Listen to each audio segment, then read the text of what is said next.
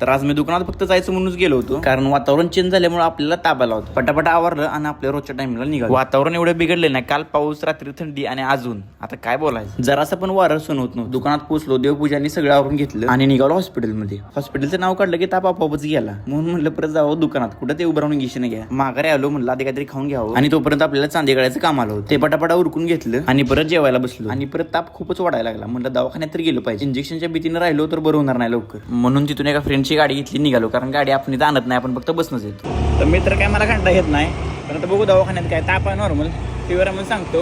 अंग दुखीला आता फोन दाजीच नाही फोन करून काय म्हणते ती. आणि त्यात असं झालं तर मी तर मला काय येत नाही, पण म्हटलं जाऊन तरी बघावं काय अडलं तर दाजीसनी फोन करावं. आणि म्हटलं पहिल्यांदा जॅकेट लावून घ्यावं, कारण हिरो पण ती कराय आपण आपल्या इथं नाही, आपल्या इथं कोण ओळखत नाही, त्यामुळे काय फरक पडत नाही आपल्याला. इथून त्यांच्याकडून पहिल्यांदा पावती घेतली आणि निघालो डॉक्टर. आणि नशीब माझं त्या डॉक्टरला हिंदी येत होती, नाहीतर अवघड होतं माझं. आणि त्यात उभं राहून इंजेक्शन म्हणलं की जाम फाटली होती बघा माझी. आणि शेवटी दिलं तर बघा उभं राहून इंजेक्शन. तिथून गोळ्या घेतल्या आणि कसं तरी तिथून घरी निघालो. दुखत एवढं होतं ना काय सांगू तुम्हाला. तर जाऊ का फॅमिली, जातो दुकानात, गोळ्या खाऊन झोपतो. आपण भेटूच की उद्याच्या ब्लॉग मध्ये. तोपर्यंत ओके बाय. व्हिडिओ जर आवडला असेल तर नक्की लाईक करा आणि तुमच्या भावाला जाता जाता नक्की फॉलो करा. Okay bye.